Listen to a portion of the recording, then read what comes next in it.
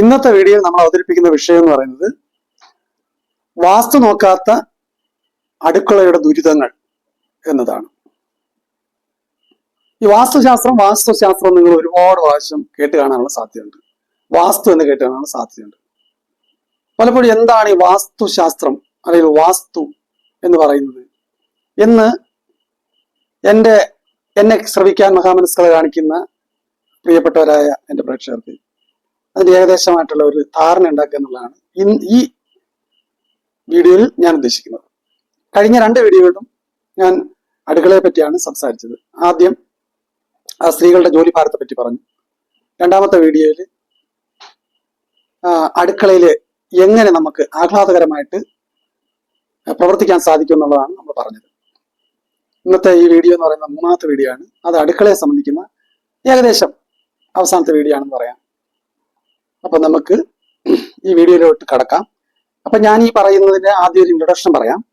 വാസ്തുശാസ്ത്രം അതിനെ സംബന്ധിച്ച് ഞാൻ ഇൻട്രൊഡക്ഷൻ പറയും.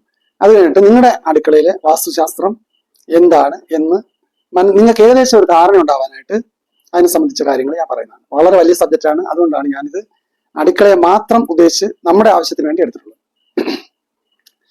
അപ്പൊ നിങ്ങൾ ചിന്തിക്കാം, പുള്ളിക്കാരന് ഇത് വാസ്തുശാസ്ത്രമൊക്കെ അറിയാവോ? എനിക്കെന്നല്ല, യഥാർത്ഥത്തിൽ ആർക്കും ഇതിനകത്ത് ശരിയായിട്ടൊരു അഭിപ്രായം 100% ശരിയായിട്ടൊരു അഭിപ്രായം പറയാൻ സാധ്യമല്ല. എന്തുകൊണ്ടെന്നാൽ ഈ വാസ്തുശാസ്ത്രം എന്ന് പറയുന്ന വാക്ക് പോലും തെറ്റാണെന്ന് പറഞ്ഞു. വാസ്തുശാസ്ത്രം എന്ന് പറഞ്ഞു കഴിഞ്ഞാൽ ഇത് വാസ്തുശാസ്ത്രമല്ല. പിന്നെന്തോ ഈ പറയുന്നവരെല്ലാവരും പറയുന്നതൊക്കെ പിന്നെ ചുമ്മാ പറയുന്നതാണോ?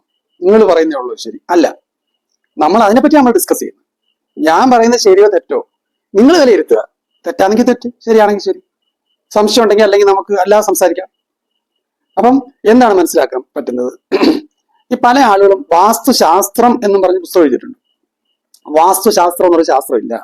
കാരണം വാസ്തു ശാസ്ത്രങ്ങൾ എങ്ങനെയാ ഉണ്ടാകുന്നത്? ശാസ്ത്രങ്ങൾ എന്ന് പറയുന്നത് നിരന്തരമായിട്ടുള്ള പരീക്ഷണങ്ങളിലൂടെ, നിരീക്ഷണങ്ങളിലൂടെ, വളരെ ചിലപ്പോൾ ചില സന്ദർഭങ്ങളിൽ വളരെ നികൃഷ്ടമായിട്ടുള്ള നിരീക്ഷണങ്ങളിലൂടെയൊക്കെയാണ് ഓരോ കാര്യങ്ങൾ കണ്ടെത്തി അത് സ്ഥാപിച്ചെടുക്കുന്ന വിജ്ഞാനത്തെയാണ് നമ്മൾ ശാസ്ത്രം എന്ന് പറയുന്നത്. ആ ശാസ്ത്രം അറിവാണ്, പാണ്ഡിത്യമാണ്.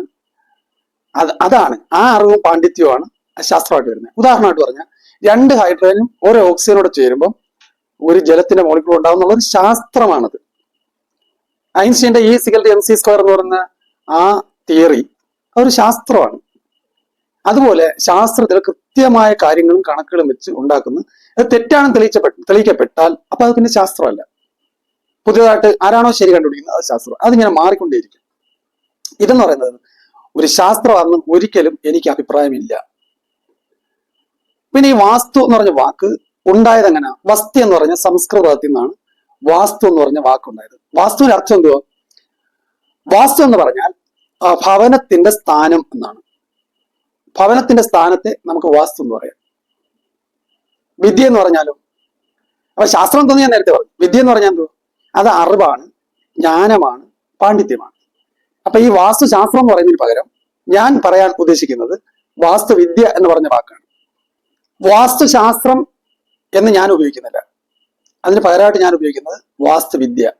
വാസ്തുവിനെ സംബന്ധിക്കുന്ന അറിവ്, പരിജ്ഞാനം, പാണ്ഡിത്യം മുതലായവയാണ് ശരിയെന്ന് ഞാൻ ചിന്തിക്കുന്നു, അല്ലെങ്കിൽ ഞാൻ മനസ്സിലാക്കുന്നത്. കാരണം ഈ വാസ്തുവിദ്യക്കകത്ത് വളരെ കൃത്യമായ ഒരു കാര്യം സ്ഥാപിച്ചെടുക്കുക അസാധ്യമാണ്. പലപ്പോഴും വളരെ തുച്ഛമായ ചില കാര്യങ്ങൾ സാധിച്ചേക്കാം. പക്ഷെ എങ്കിലും കൂടുതൽ കാര്യങ്ങളും ഊഹാപോഹങ്ങളുടെയൊക്കെ അടിസ്ഥാനത്തിൽ, വിശ്വാസങ്ങളുടെയും അന്ധവിശ്വാസങ്ങളുടെയും എന്നാൽ കുറച്ച് ശാസ്ത്രീയതയുടെയൊക്കെ അടിസ്ഥാനത്തിലാണ് ഈ വാസ്തുവിദ്യ എന്ന് പറയുന്നത് പ്രവർത്തിക്കുന്നത്. നേരെ മറിച്ച് ഈ തച്ചുശാസ്ത്രം എന്ന് പറയുന്ന സംഗതി, ഉദാഹരണമായിട്ട് പറഞ്ഞാൽ കട്ടള, ജനല്, മേശ, കസേര ഇതൊക്കെ പണിയുന്നത്, അത്തരം പണികൾ എന്ന് പറയുന്നത് 100% ശാസ്ത്രമാണ്. അത് കംപ്ലീറ്റ് മാത്സ് ആണ്, കണക്കിന്റെ ഒരു ശാസ്ത്രമാണ്. നമ്മൾ ഈ പറയപ്പെട്ട ഈ കാർപ്പൻട്രി വർക്ക് എന്ന് പറയുന്നത് മുഴുവനും അത് മാത്സ് ആണ്. മാത്സ് ഇല്ലാതെ കാർപ്പൻട്രി വർക്ക് ഇല്ല. അപ്പൊ അങ്ങനെ വരുമ്പോൾ എന്ത് സംഭവിക്കും? നമുക്ക് എന്ത് മനസ്സിലാക്കാൻ സാധിക്കുന്നു? അതെന്ന് പറയുന്നത് പൂർണ്ണമായും ശാസ്ത്രമാണ്. അതേസമയം വാസ്തു എന്നാൽ എന്തുവാ? അത് കെട്ടിടങ്ങളുടെ നിർമ്മാണം, രൂപകൽപ്പന, ദിശാബോധം എന്നിവയെക്കുറിച്ച് പ്രതിപാദിക്കുന്ന ഒരു പുരാതന വിദ്യയാണ് ഈ വാസ്തുവിദ്യ എന്ന് പറയുന്നത്. അതിനകത്ത് പ്രധാനമായിട്ട് എന്താ ചെയ്യുന്നത്? പ്രകൃതിയിലെ പഞ്ചഭൂതങ്ങൾ ഏതൊക്കെയാ? വായു, ഭൂമി, ഏറ്റവും പ്രധാനം വായു. വായുവിന് നിലനിൽക്കാൻ പ്രത്യേകിച്ചൊന്നും വേണ്ട, അന്തരീക്ഷത്തിൽ നിൽക്കുന്ന വായു. രണ്ടാമതെന്തോ? ഭൂമി എന്ന് പറഞ്ഞ സാധനം വേണം. അതിനകത്ത് സ്ഥിതി ചെയ്യുന്ന വെള്ളം അല്ലേ? അതുപോലെ പിന്നെ അഗ്നി, പിന്നീട് എന്തോ? ആകാശം. ഈ പഞ്ചഭൂതങ്ങളെ എല്ലാം കൂടെ സന്തുലിതാവസ്ഥയിൽ നിലനിർത്തിക്കൊണ്ട് താമസിക്കുന്ന ഈ പണിയുന്ന കെട്ടിടങ്ങളിൽ താമസിക്കുന്ന ആളുകൾക്ക് ആയുരാരോഗ്യ സൗഖ്യവും ഐശ്വര്യവും സന്തോഷവും പ്രദാനം ചെയ്യുന്ന രീതിയിൽ വീടുകളും മറ്റു കെട്ടിടങ്ങളും രൂപകൽപ്പന ചെയ്യുന്ന ഒരു കലയാണ് വാസ്തുവിദ്യ എന്ന് പറയുന്നത്.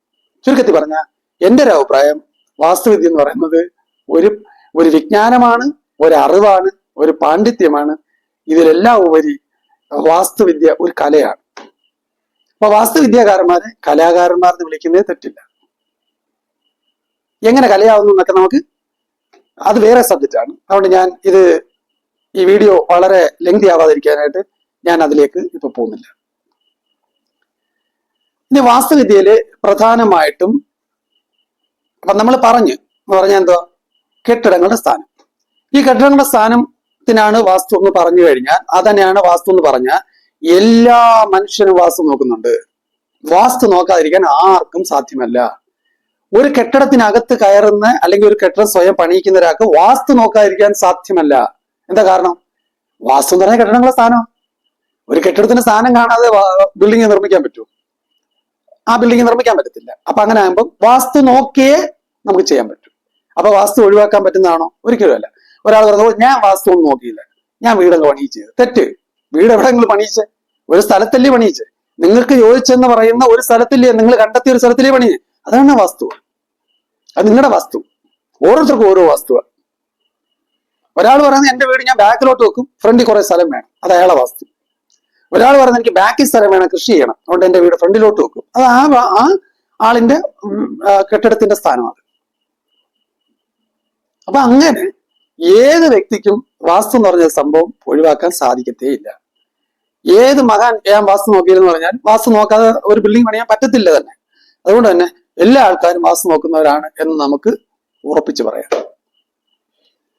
അപ്പോഴ് വാസ്തുവിനകത്ത് ഒരുപാട് കാര്യങ്ങൾ പറയുന്നുണ്ട്, ഒരുപാട് കാര്യങ്ങൾ പറയുന്നുണ്ട്. അപ്പൊ അതിലേക്കൊന്നും നമ്മൾ കിടക്കുന്നില്ല. നമ്മൾ അടുക്കളയുടെ വാസ്തുവിനെ പറ്റി മാത്രമാണ് സംസാരിക്കുന്നത്. അടുക്കളയുടെ വാസ്തു നമ്മൾ സംസാരിക്കുമ്പോൾ വാസ്തുവിന്റെ ശരിയായ ചില കാര്യങ്ങളുണ്ട്. എൻ്റെ അഭിപ്രായത്തിൽ വാസ്തുവിദ്യ എന്ന് പറയുന്നതിനകത്ത് ഞാൻ വായിക്കുകയും പഠിക്കുകയും, ഞാൻ വർഷങ്ങളോളം ഇതിനെ സംബന്ധിച്ച് വായിക്കുകയും പഠിക്കുകയും ചെയ്തിട്ടുള്ളപ്പോഴൊക്കെ എനിക്ക് മനസ്സിലാക്കാൻ കഴിഞ്ഞിട്ടുള്ള കാര്യം ഞാൻ പറയുന്നത്, ഈ വാസ്തു എന്ന് പറയുന്നത് ഒരുപാട് അന്ധവിശ്വാസങ്ങൾ നിറഞ്ഞ അല്ലെങ്കിൽ ആൾക്കാർ നിറച്ചിട്ടുള്ളതാണ്. ആളുകളെ വഴിതെറ്റിക്കാനായിട്ട് ഒരുപാട് കാര്യങ്ങൾ, ഒരു ആവശ്യമില്ലാത്ത കാര്യങ്ങൾ പറഞ്ഞ് പഠിപ്പിച്ചും ചിന്തിപ്പിച്ചും പ്രേരിപ്പിച്ചും ആളുകളെ വഴിതെറ്റിക്കാനായിട്ട് നിൽക്കുന്ന ഒരു കൂട്ടം ആളുകളെ നമുക്ക് ഇതിനകത്ത് കണ്ടെത്താം. ഇതിനകത്ത് വാസ്തുവിനെ സംബന്ധിച്ച് പറയുന്ന ഏതാണ്ട് 75-80% ആളുകളെ വഴിതെറ്റിക്കാനും അവർക്ക് കൺഫ്യൂഷൻ ഉണ്ടാക്കാനും ഒരു വക അവർ ചെയ്യാൻ സമ്മതിക്കാത്ത രീതിയിൽ അനാവശ്യമായിട്ടുള്ള അന്ധവിശ്വാസങ്ങൾ അവരെ അടിച്ചേൽപ്പിക്കുകയും ചെയ്യുന്ന ഒരു രീതിയാണ് വാസ്തുവിദ്യയിൽ സ്ഥിരമായി കണ്ടുവരുന്നത്.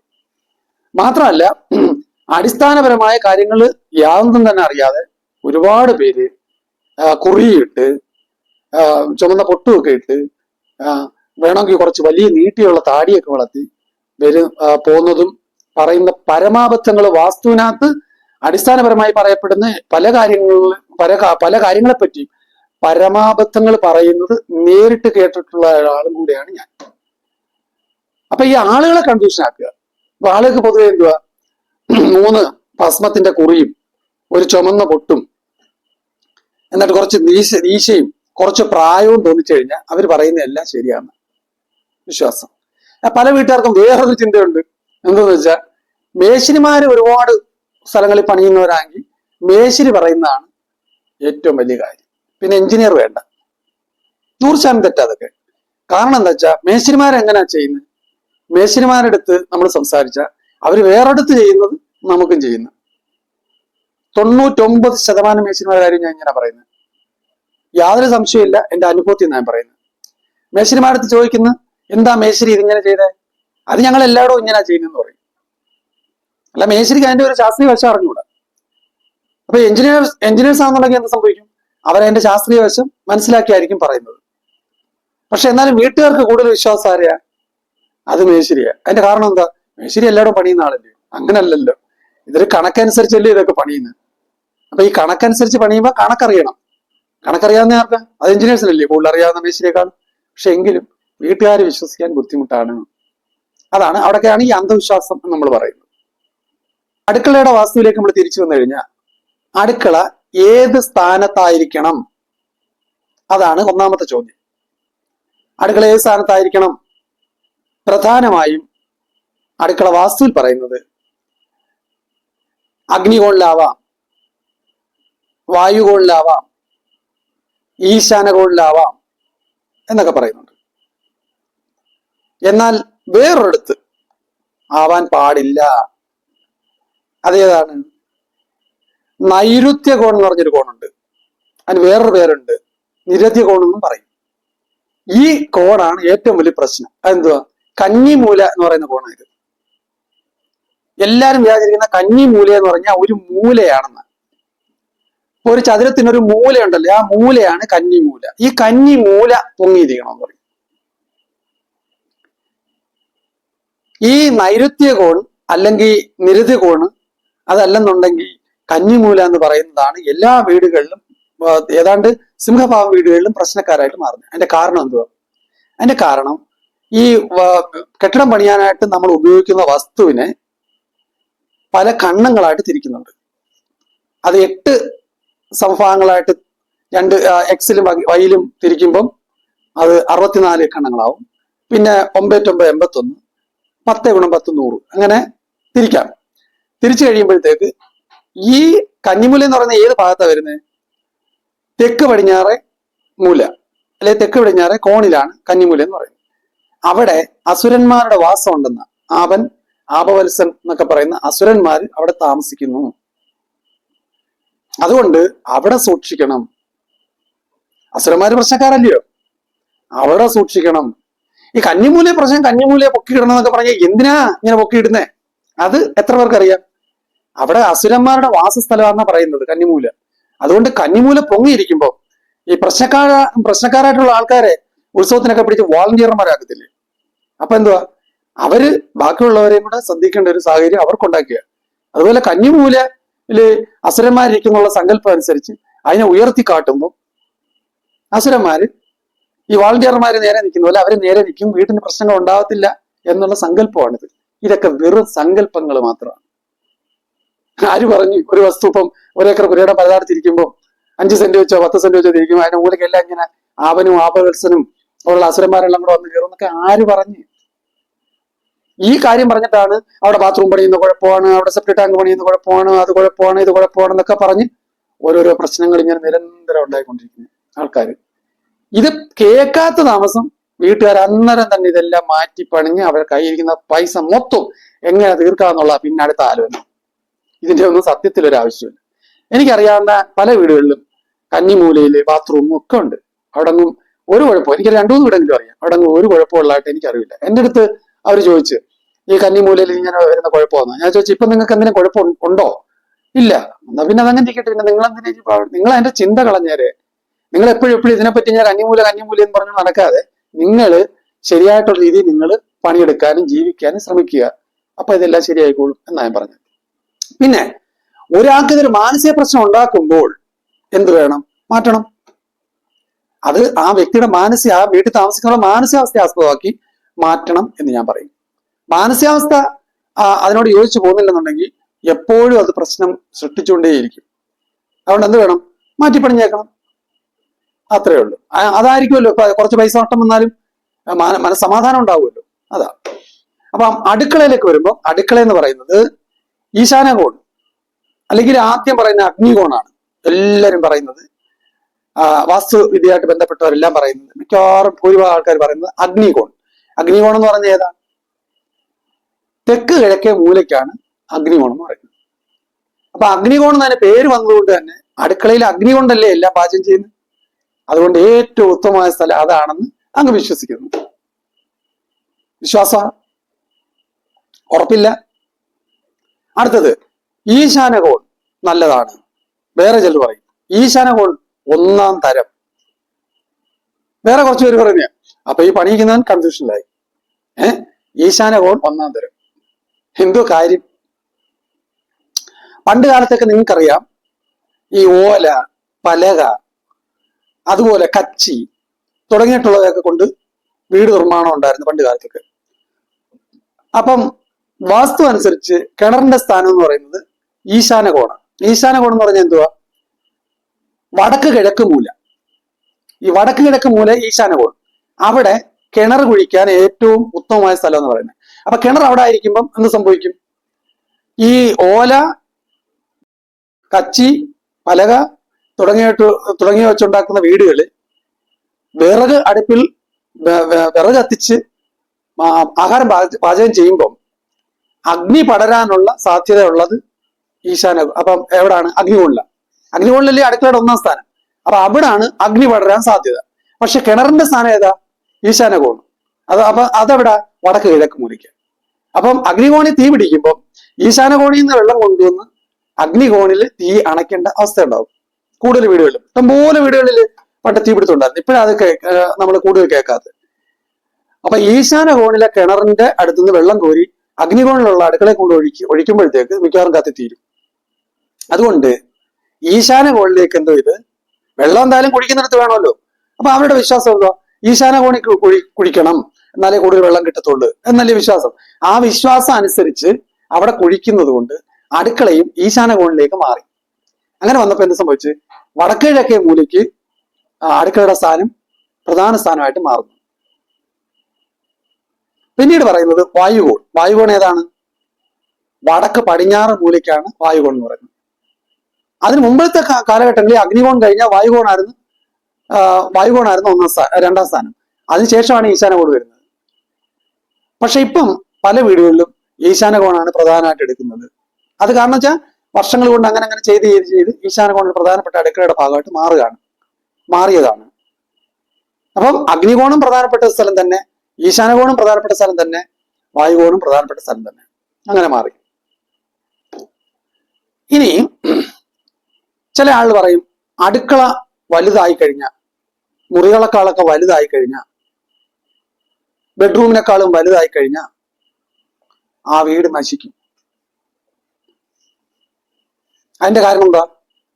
പണ്ട് കാലത്ത് ഈ പുക ഉണ്ടാകുന്ന തരത്തിലുള്ള അടുപ്പുകളാണ് ഉണ്ടായിരുന്നത്, വിറക് വെച്ച് കത്തിക്കുമ്പോൾ. അപ്പൊ വലിയ വലിയ വീടുകളിലൊക്കെ എങ്ങനെ ചെയ്യുന്നത്? ഈ അടുക്കള പ്രധാന വീട്ടിൽ നിന്ന് മാറ്റി നിർമ്മിക്കും.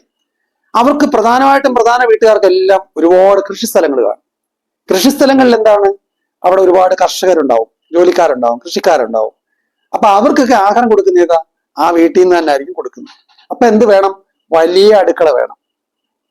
വലിയ അടുക്കളയെ ആഹാരം പാകം ചെയ്ത് ഈ കൃഷിക്കാർക്കെല്ലാം ഉച്ചയ്ക്കും രാവിലെയും പിന്നെ വൈകുന്നേരത്തും ഒക്കെ ആഹാരം കൊടുക്കണം.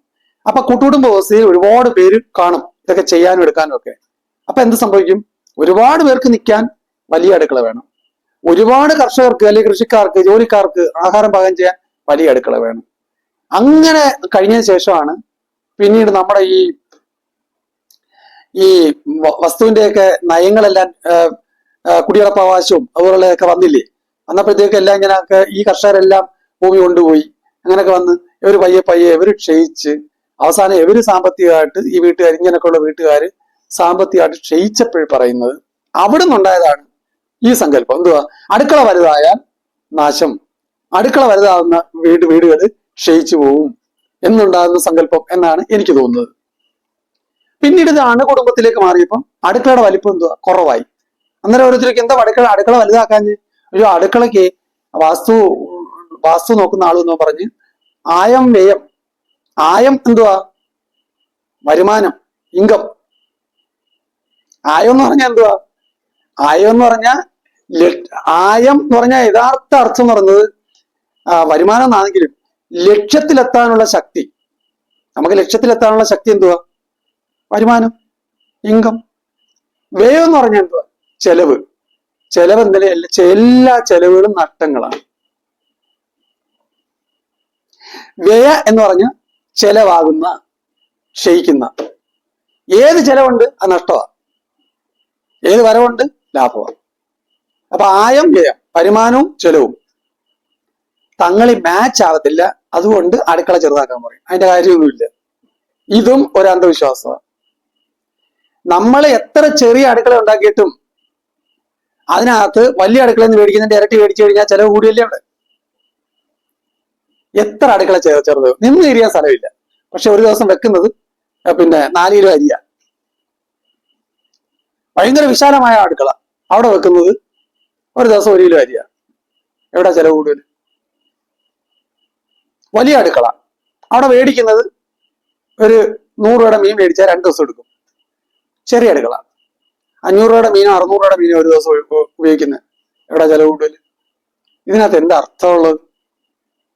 ഇതൊക്കെ ആളുകൾക്ക് അസൗകര്യം ഉണ്ടാക്കാനായിട്ട് ചില ആളുകൾ വെറുതെ പറഞ്ഞു നടക്കുന്ന കാര്യങ്ങളാണ്. ചില ആൾ പറയും വാസ്തുവിന്റെ അമരക്കാരൻ ഇന്നാര് എഞ്ചിനീയർ സംസാരിക്കുന്നു എന്നൊക്കെ പറയും. പുസ്തകമൊക്കെ എഴുതും വാസ്തുവിന്റെ അമരക്കാരൻ. ഇത് ആര് പറഞ്ഞു വാസ്തുവിന്റെ അമരക്കാരൻ ഇപ്പം ഇങ്ങനെ സ്വന്തമായിട്ട് പറയുന്നവരാണ്? നമ്മളൊന്ന് ആലോചിച്ച് നോക്കെ. ശ്രീപത്മനാഭസ്വാമി ക്ഷേത്രം തിരുവനന്തപുരത്ത് വാസ്തുക്കാരുണ്ടാക്കിയതാ, വാസ്തുവിദ്യ പഠിച്ചവരുണ്ടാക്കിയതാ. അവരാരും അമരക്കാരും കിമരക്കാരും അല്ല. മധുര മീനാക്ഷി ക്ഷേത്രം ലോകത്തിലെ 8ാമത്തെ അത്ഭുതമായിട്ട് തിരഞ്ഞെടുത്താൽ ഒരുപക്ഷെ മധുര മീനാക്ഷി ക്ഷേത്രമായിരിക്കും വരുന്നത്. വാസ്തുക്കാരാണ് പണിഞ്ഞത്, വിദ്യക്കാരാണ് പണിഞ്ഞത്. എഞ്ചിനീയറിംഗ് കോളേജ് പഠിച്ച എഞ്ചിനീയർമാരൊന്നും അല്ല പണിഞ്ഞത്. ഇപ്പോഴത്തെ എഞ്ചിനീയർമാർക്ക് അതിന്റെ അടുത്ത് പോയിക്കാക്കത്തില്ല, അത്ര ഗംഭീര പണികളായി പറയുന്നതൊക്കെ. അങ്ങനെ എത്രയോ പണികൾ 2-2.5 ഏക്കറിലുള്ള ഒറ്റ കല്ലിനകത്ത് ആ 2.5 ഏക്കറും 2 ഏക്കർ 2 ഏക്കർ വലിപ്പത്തിൽ ക്ഷേത്രങ്ങൾ പണിഞ്ഞിട്ടുണ്ട്. ആരാ പണിഞ്ഞിട്ടുള്ളത്? വാസ്തുവിദ്യകാരന്മാരാ. അപ്പൊ ഇവരൊക്കെ ഇങ്ങനെ ജീവിച്ചിരുന്ന ഈ നാട്ടിൽ ഇതിന്റെ 2 പില്ലർ പോലും ഉണ്ടാക്കിയിട്ടില്ലാത്തവര് വാസ്തുവിന്റെ അമരക്കാരെന്നൊക്കെ പറഞ്ഞ എന്റെ ഈശ്വര, അവരോട് പൊറുക്കേടമേ എന്നല്ലാതെ എന്ത് പറയാനാ? ഇങ്ങനെയൊക്കെയുള്ള അവകാശവാദങ്ങൾ പൊതുനിരത്തി ഉന്നയിക്കുമ്പോൾ ഇവരൊക്കെ ഒരു നിമിഷം ഒന്ന് ചിന്തിച്ചിട്ട് വേണ്ടേ പറയാൻ? എന്ത് കഷ്ടമാ ഇതൊക്കെ. ഒരു ബിടെക് എടുത്തെന്ന് വിചാരിച്ച് എല്ലാം ആയോ? ആയില്ല. അങ്ങനെ വിവരമുള്ള ഒരു ബിടെക്കാരും സമ്മതിക്കത്തില്ല. 55 പേപ്പർ പഠിക്കുമ്പോഴാണ് ബിടെക് കിട്ടുന്നത്. പക്ഷെ വിവരമുള്ള ഒരു ബിടെക്കാരും ഞാൻ അതിനകത്ത് അഗ്രഗണ്യനാന്ന് ഒരിക്കലും പറയത്തില്ല. ഞാൻ ഇത് പറയാൻ കാരണം ഒരു വ്യക്തിയെ ഒരു വ്യക്തിയെ ആക്ഷേപിക്കാൻ പറഞ്ഞല്ല, നേരെ മറിച്ച് ഇങ്ങനെയൊക്കെ പറഞ്ഞ് ആൾക്കാർ കൺഫ്യൂഷൻ ആക്കുന്നു. ഈ മേഖലയിലുള്ള ആളുകളെ കൺഫ്യൂഷൻ ആക്കുന്നു. കുറച്ചു പേര് രാശിയും അതും ഇതും പറഞ്ഞിറങ്ങി അവര് കൺഫ്യൂഷൻ ആക്കും. അവസാനം നല്ലൊരു വീട് പണിയാൻ ഈ കഷ്ടപ്പെട്ട് അധ്വാനിച്ച് പ്രയാസപ്പെട്ട് പണം ഉണ്ടാക്കുന്നവർക്ക് സാധിക്കത്തില്ല. കാരണം കൺഫ്യൂഷൻ ആക്കും. കൺഫ്യൂഷൻ ആക്കിയേ അടങ്ങും. നമുക്ക് നല്ല വീട്ടിൽ താമസിക്കേണ്ടെന്ന് നമുക്കൊരു തീരുമാനം എടുത്താൽ അതിന് ഒറ്റ മാർഗ്ഗമേ ഉള്ളൂ. നമ്മൾ വാസ്തു വിദ്യാകാരന്മാരെ സമീപിക്കുക. അതിൽ 80% പേരും നമ്മളെ കുളവാക്കി തരും.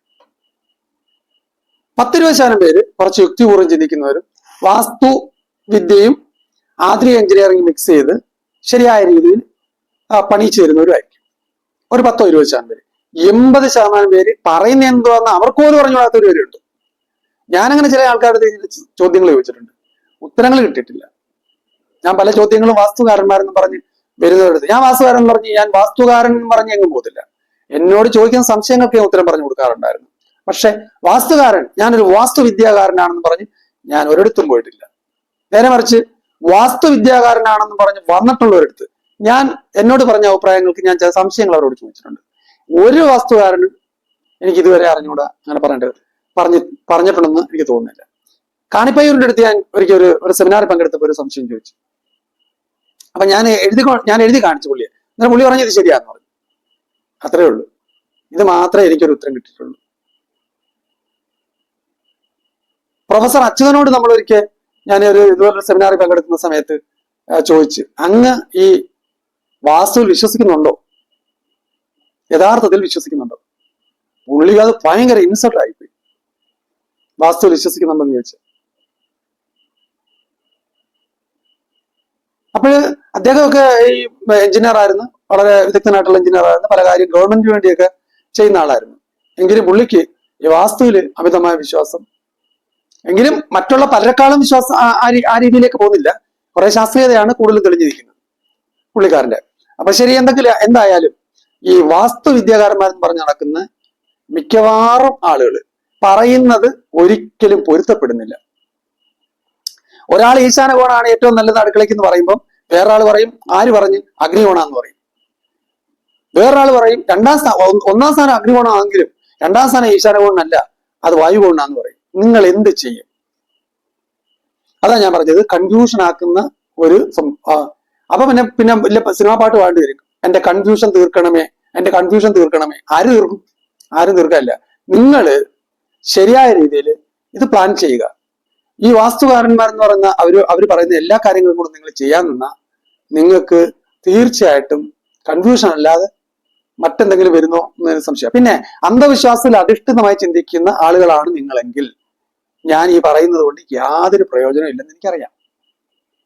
ഞാൻ പറയുന്നത് വാസ്തുകാരന്മാരെന്ന് പറഞ്ഞ് നടക്കുന്ന 80% ആൾക്കാരും നിങ്ങളെ കൺഫ്യൂഷൻ ആക്കുകയും നിങ്ങളെ അനാവശ്യമായിട്ട് പ്രോത്സാഹിപ്പിക്കുകയും നിങ്ങളെ അനാവശ്യമായിട്ട് ചെയ്യാൻ പ്രേരിപ്പിക്കുകയും അവർക്ക് ശരിയായിട്ടുള്ള അറിവില്ലാതെ തന്നെ നിങ്ങളെ ഉപദേശിക്കുകയും ചെയ്യുമ്പോൾ അവരവരുടെ പോക്കറ്റാണ് ലക്ഷ്യം വെക്കുന്നത്, നിങ്ങളെ നന്നാക്കുക എന്നുള്ളതല്ല.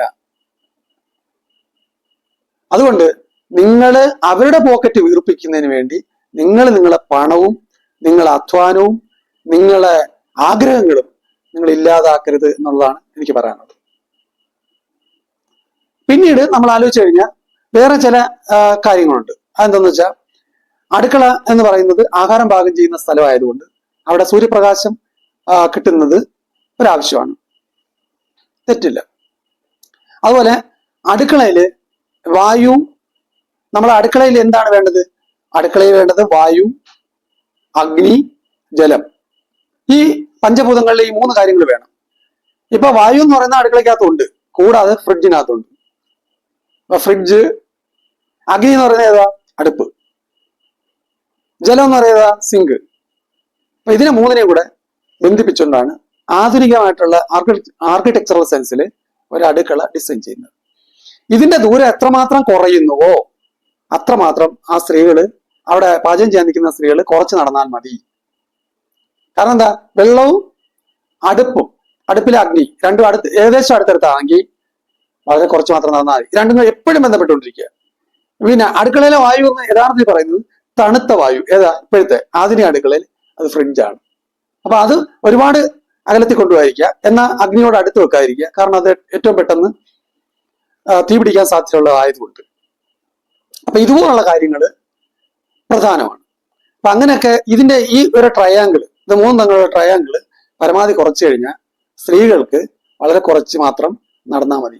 ആധുനിക എഞ്ചിനീയറിംഗ്, ആ എഞ്ചിനീയറിംഗിൽ അല്ലെങ്കിൽ ആർക്കിടെക്ചറൽ സെൻസിൽ, സിവിൽ സെൻസിൽ പറയുമ്പോൾ ഇങ്ങനെയാണ് പറയുന്നത്. അപ്പൊ അത് നമുക്ക് വളരെയധികം പ്രയോജനം ചെയ്യുന്ന കാര്യങ്ങളാണ്.